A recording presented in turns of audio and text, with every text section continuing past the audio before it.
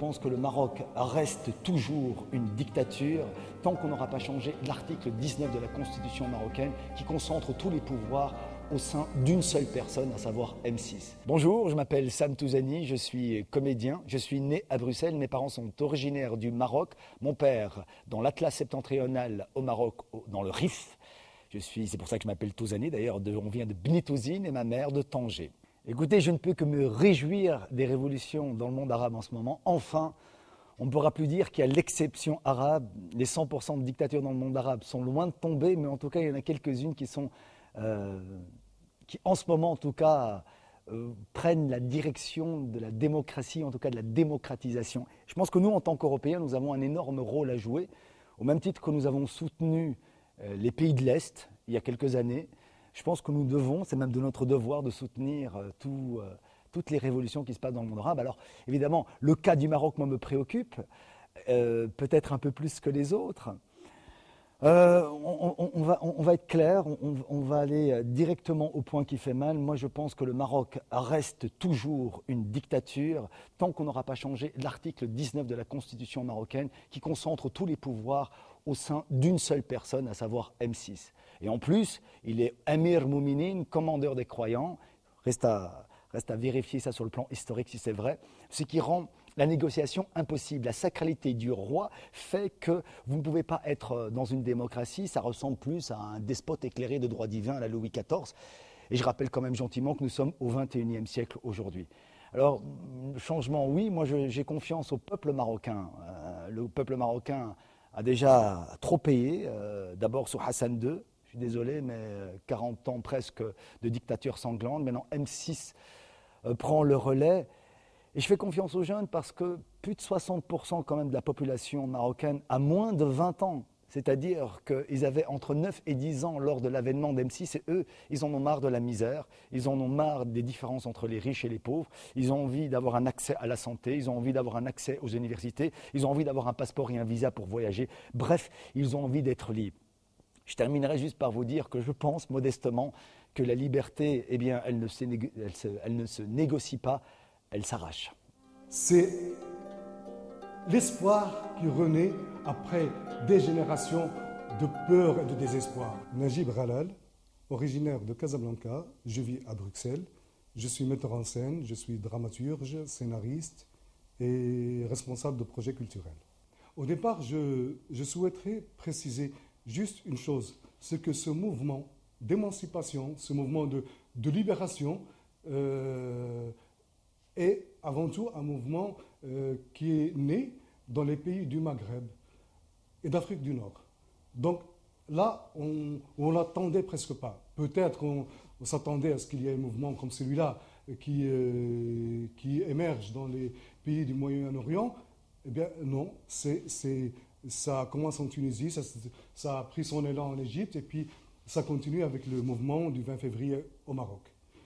Moi, pour ma part, je considère ça, de mon point de vue d'artiste engagé, comme une sorte de prise en main, de prise de main de son propre destin par des jeunes qui ont entre 18 et 25 ans, des jeunes qui n'ont pas peur, et qui ont bousculé le mur de la peur, qui est en train de se fissurer, de tomber comme un château de sable, et pour nous dire il est temps d'en finir avec la peur et de sortir du colonialisme. Voilà, c'est comme si c'est maintenant qu'on commence à accéder à notre indépendance grâce à ce mouvement du 20 février et puis d'autres mouvements dans les autres pays du Maghreb et d'Afrique du Nord et qui est maintenant en train de prendre en Syrie et ailleurs. Donc ce mouvement collectif est comme une symphonie de tout un peuple que ce peuple est en train d'écrire et à laquelle nous sommes en train d'assister en temps réel et qui a besoin de notre soutien, de notre contribution et surtout de l'écoute. Écouter ces jeunes parce qu'ils nous proposent une autre culture, une autre façon d'être, parce qu'ils portent en eux c'est quelque chose qui est d'effervescence, quelque chose qui est en gestation et qui va donner lieu certainement à un grand mouvement d'émancipation par la suite. je dirais un petit peu, pour paraphraser Nietzsche, que ces jeunes portent en eux le chaos, encore, ce chaos créateur, comme s'il fallait encore porter du chaos en soi pour donner naissance à une étoile dansante. C'est l'espoir qui renaît après des générations de peur et de désespoir. C'est la fin de la résignation. Et c'est le début de quelque chose de formidable, de l'indépendance de l'esprit, de l'émancipation de la femme, très importante, la participation de ces femmes marocaines. Et surtout, encore et toujours, c'est un mouvement de jeunes, avec les jeunes et pour les jeunes. La Moudawana en faveur de la femme, même si les juges n'en font qu'à leur tête.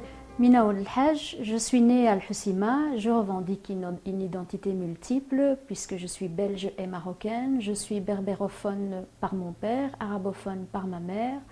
Je vis en Belgique depuis une trentaine d'années suite au regroupement familial.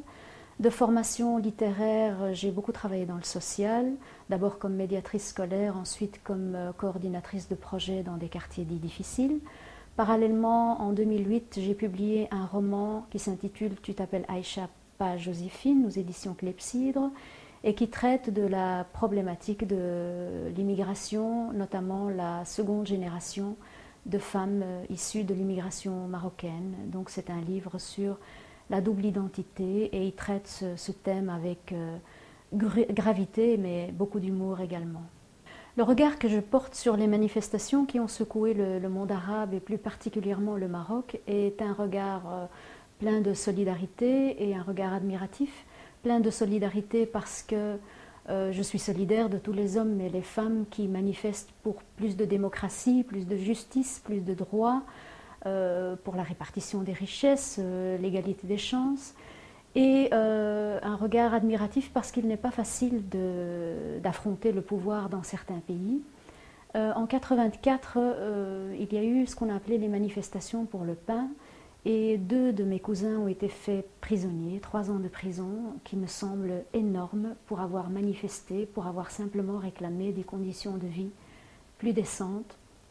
Depuis, bien sûr, il y a eu des avancées, il y a eu des améliorations, notamment le développement de certaines régions oubliées jusque-là, la Moudawana en faveur de la femme, même si les juges n'en font qu'à leur tête, mais il reste encore beaucoup à faire, notamment au niveau de l'accès à l'éducation.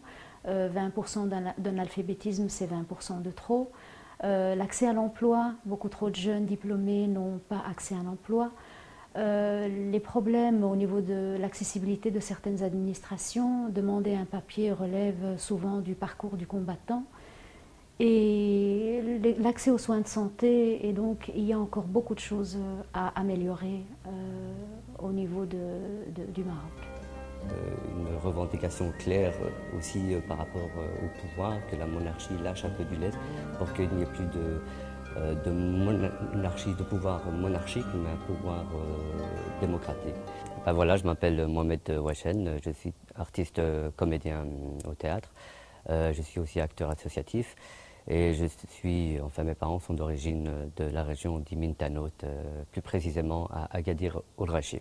Ben voilà, pour moi, en tant qu'artiste, mais aussi en tant que surtout citoyen, je pense que toute révolution est bonne à faire, surtout dans les pays arabes où il y a vraiment un réel travail de démocratisation. Et pour parler plus précisément du Maroc et du fin février, mais je suis assez content de tout ce que tous les gens qui sont descendus dans la rue, parce qu'on a eu près de 300 000 personnes qui sont demandées dans la rue pour demander la même chose. Donc une justice sociale, une revendication claire aussi par rapport au pouvoir, que la monarchie lâche un peu du lest pour qu'il n'y ait plus de monarchie, de pouvoir monarchique, mais un pouvoir démocratique. Donc le fin février est revenu pour reconfirmer cette demande-là. Et si ça ne se change pas, je pense que les Marocains vont encore descendre dans la rue, sûrement le 20 mai. Le mouvement du 20 février est une chance pour le Maroc aujourd'hui. C'est un mouvement citoyen initié par les jeunes et qui porte toutes les revendications historiques du mouvement démocratique marocain. Taha Adnan, originaire de Marrakech. Je vis à Bruxelles depuis une quinzaine d'années. Je suis d'expression arabe au niveau de l'écriture. J'écris principalement de la poésie.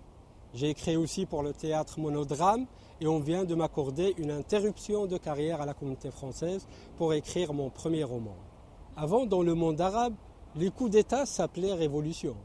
Par contre, les vrais soulèvements populaires n'ont eu qu'une seule réponse, la répression pure et simple.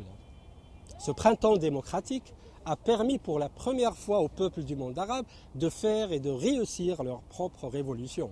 Et ça, c'est historique. Le mouvement du 20 février est une chance pour le Maroc aujourd'hui. C'est un mouvement citoyen initié par les jeunes et qui porte toutes les revendications historiques du mouvement démocratique marocain. Comment peut-on donc ne pas soutenir une pareille dynamique d'évolution? En plus, je crois qu'il est grand temps de renouveler la classe politique marocaine, la rafraîchir un peu, la réconcilier avec une jeunesse en action, une jeunesse bouillonnante, débordante d'énergie et d'espoir. Mon souhait le plus profond, c'est que ce printemps politique fleurit au Maroc et qu'il soit suivi d'un printemps culturel et artistique. Et ce n'est pas pour rien que les jeunes revendiquent plus de liberté d'expression. Une véritable liberté d'opinion et d'expression est nécessaire pour le développement de la création littéraire et artistique d'un Maroc nouveau, réconcilié avec son avenir.